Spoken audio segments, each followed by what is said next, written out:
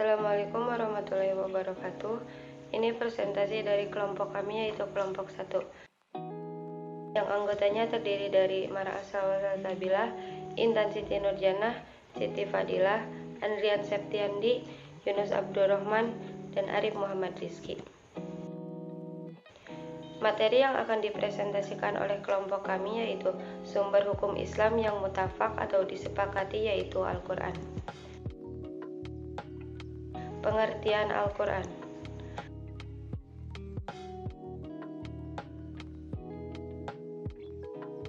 Al-Quran menurut bahasa berasal dari kata qara'a yaqra'u Qur'anan, artinya bacaan atau yang dibaca.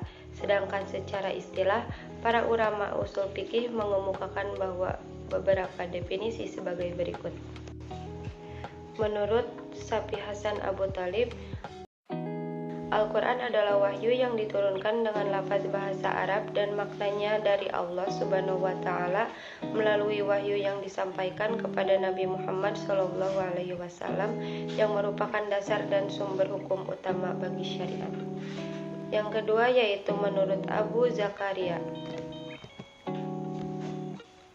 Abu Zakaria Al-Biri menyatakan bahwa yang disebutkan Al-Quran adalah Alkitab. Yang disebut Al-Quran adalah kalam Allah Subhanahu wa Ta'ala yang diturunkan kepada Rasulnya Muhammad SAW dengan lafaz bahasa Arab, dinukil secara mutawatir dan ditulis pada lembaran-lembaran mushaf.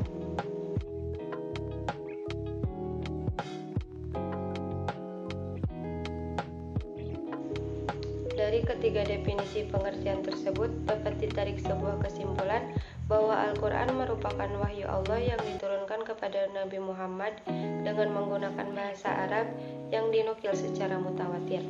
Hal ini tentu dapat dipahami bahwa di dalam Al-Quran sendiri memang juga sering menggunakan kata Alkitab untuk menyebutkan Al-Quran, yaitu dalam Al-Quran. Dzalikal kitabu la raiba fihi. Kitab Al-Quran ini tidak ada keraguan padanya, petunjuk bagi mereka yang bertakwa. Dari definisi tersebut dapat disimpulkan bahwa Al-Quran merupakan kalam Allah yang diturunkan kepada Nabi Muhammad dengan menggunakan bahasa Arab yang penukilannya disampaikan secara mutawatir dari generasi ke generasi hingga sekarang ini. Menyampaikan isi kandungan Al-Quran. Pertama, tauhid. 2, ibadah. 3, janji dan ancaman. 4, jalan mencapai kebahagiaan dunia dan akhirat. 5, cerita dan riwayat kisah umat terdahulu.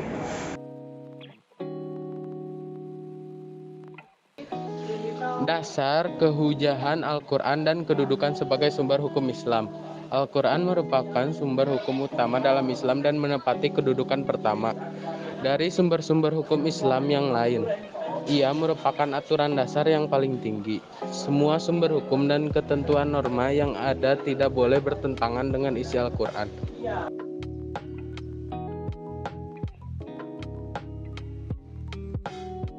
Al-Quran dalam menetapkan hukum.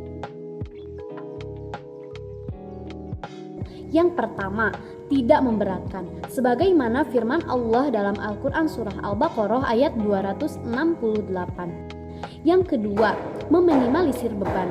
Dengan dasar ini, kita mendapat rukhsah atau keringanan dalam beberapa jenis ibadah seperti menjama dan mengqosor salat apabila dalam perjalanan dengan syarat yang telah ditentukan. Yang ketiga yaitu berangsur-angsur dalam menetapkan hukum. Al-Quran dalam menetapkan hukum adalah secara bertahap. Hal ini bisa kita telusuri dalam hukum, yaitu haram meminum minuman keras, berjudi, serta perbuatan-perbuatan yang mengandung judi ditetapkan dalam Al-Quran. Cukupkan sekian presentasi dari kelompok kami. Mohon maaf apabila banyak yang kurang. Wassalamualaikum warahmatullahi wabarakatuh.